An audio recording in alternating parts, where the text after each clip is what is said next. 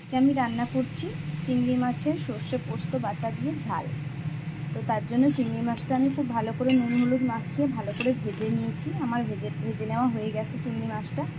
এবার আমি সর্ষে পোস্ত দিয়ে যে ঝালের জন্য যে মশলাটা লাগবে সেটা বানিয়ে নিয়েছি, মিক্সিতে আমি পেস্ট করে রেখেছি।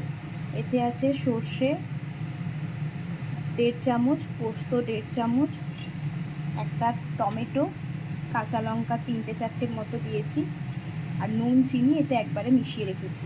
দিয়ে আমি মশলাটাকে খুব ভালো করে ব্লেন্ড করে নিয়েছি ব্লেন্ডারে। এবার মাছগুলো খুব ভালো করে ভাজা হয়ে গেছে। এবার মাছটার মধ্যে আমি সর্ষে পোস্তর এই বাটনাটা ঢেলে দেবো।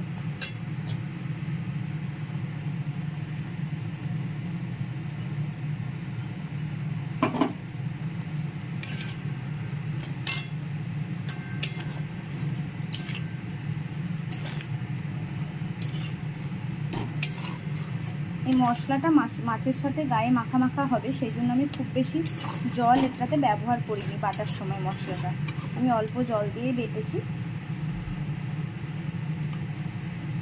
কারণ এই গ্রেভিটা খুব একটা পাতলা হলে খেতে ভালো লাগে না।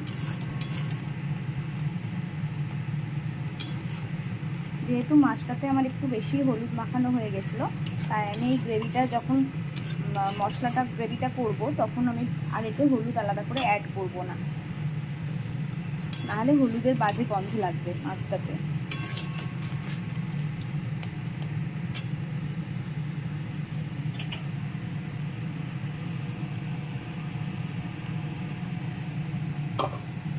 এবার এই মিক্সির কন্টেনারটা ধুয়ে মশলাটা যেটা গায়ে লেগে আছে সেই জলটুকু আমি এর মধ্যে দিয়ে দেবো, কারণ মাছটা ফুটে সেদ্ধ হবে, সেটুকু জল দিতে হবে।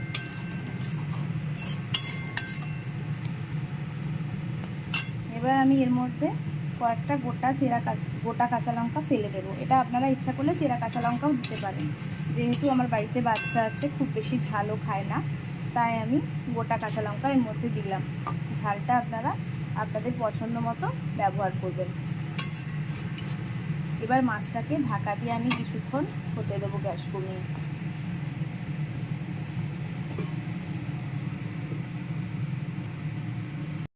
মাছটা ঢাকা দিয়ে 5 মিনিট গ্যাসের ফ্লেমটা লো করে 5 মিনিট রান্না করেছি ঢাকা দিয়ে। এরপর ঢাকা খোলার পরে গ্রেভিটা অনেকটাই শুকিয়ে এসেছে, মাছটা আমার মোটামুটি সেদ্ধও হয়ে গেছে।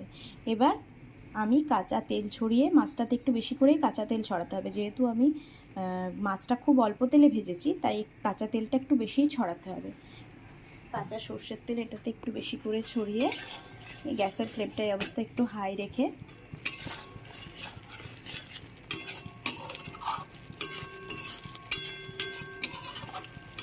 একটু ফুটিয়ে নিয়ে আমি এটা নামিয়ে দেব।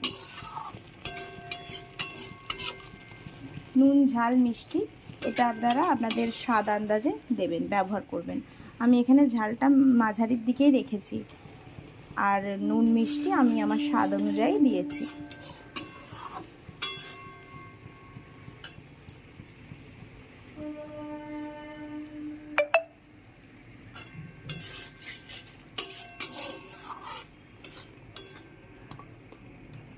এবার আমি মাছটা নামিয়ে নেব। আমার রান্নাটা যদি ভালো লাগে আমার চ্যানেলটাকে লাইক করে সাবস্ক্রাইব করে দেবেন। Thank you.